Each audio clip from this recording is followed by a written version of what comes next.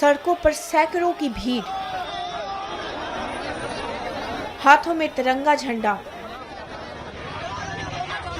साथ में भगत सिंह और नेताजी सुभाष चंद्र बोस की तस्वीरें। यह कोई भारत के किसी सीमावर्ती इलाके का विवरण नहीं, बल्कि बिहार राज्य के पटना शहर की सड़कों का नजारा है,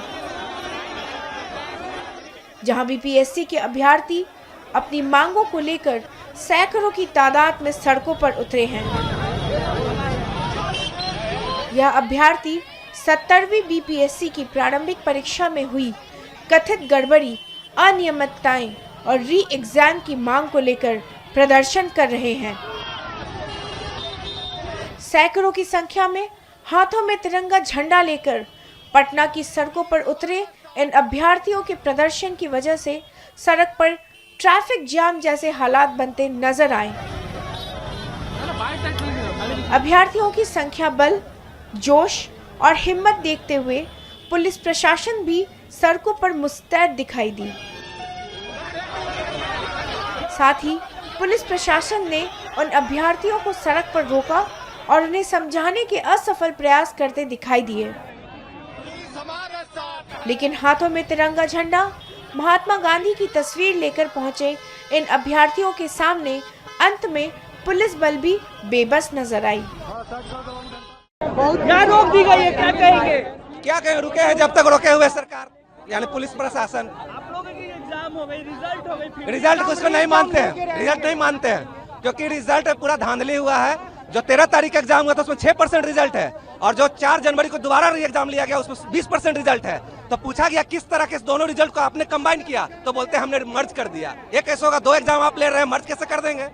जब इसमें नॉर्मलाइजेशन का बात ही नहीं, नॉर्मलाइजेशन का बात नहीं था, स्केलिंग का बात नहीं था, कहीं ऐसा मुद्दा ही नहीं है, तो आप कैसे मर्ज कर दीजिएगा 2 रिजल्ट? साफ साफ यहाँ पे हम लोग के साथ अन्याय हुआ है। उसी के लिए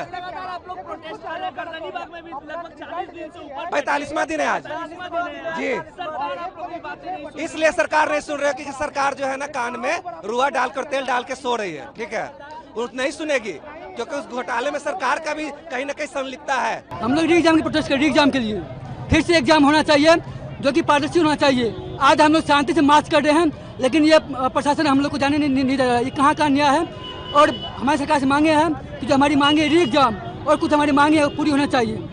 बीपीएससी चोर है, इसलिए 4 जनवरी को एग्जाम लेगा और 13 दिसंबर को एग्जाम लेगा, और मर्जिंग वर्जिंग नहीं चलेगा। बीपीएससी कार्यालय हम लोग को जाना है, हम लोग को नहीं जाने दिया जा रहा है। बस आओ, कहीं नहीं जाना, बीपीएससी कार्यालय पे जाकर धरना देंगे। आके खाली बात कर ले हम लोग से, बस उन कान में तेल रुआ और तेल डाल के सोए हुए सरकार। 45 दिन हो गया नीतीश सरकार, और क्या नीतीश जी और कौन? हमारा चाचा जी। हाँ।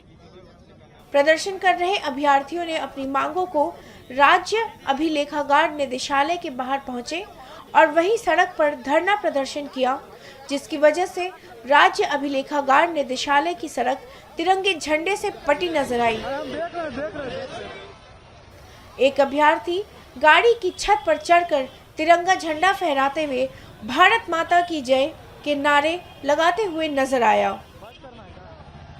जो लोग भी प्रोटेस्ट कर रहे हैं यहाँ पर आकर के, ये बिल्कुल गलत है। ये एरिया प्रतिबंधित क्षेत्र है।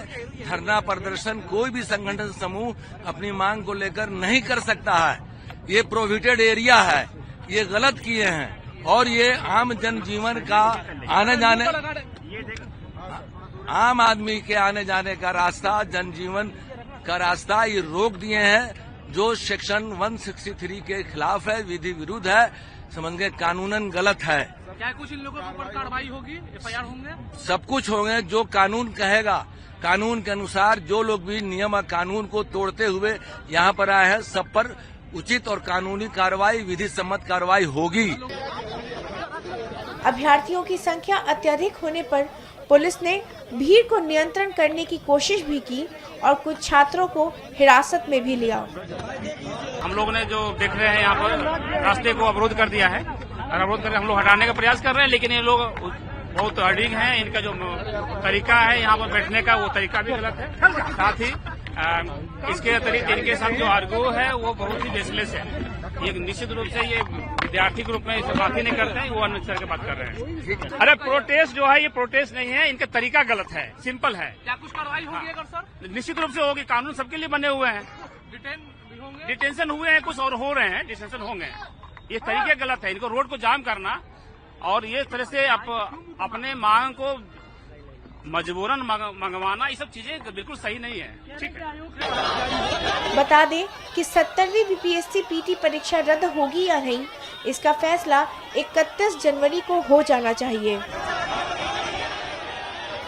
पटना हाईकोर्ट में सुनवाई है।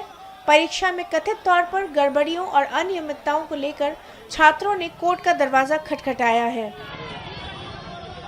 पटना हाईकोर्ट ने छात्रों की याचिका को स्वीकार कर बिहार सरकार और बीपीएससी को 30 जनवरी तक अपना हलफनामा दाखिल करने का निर्देश दिया था।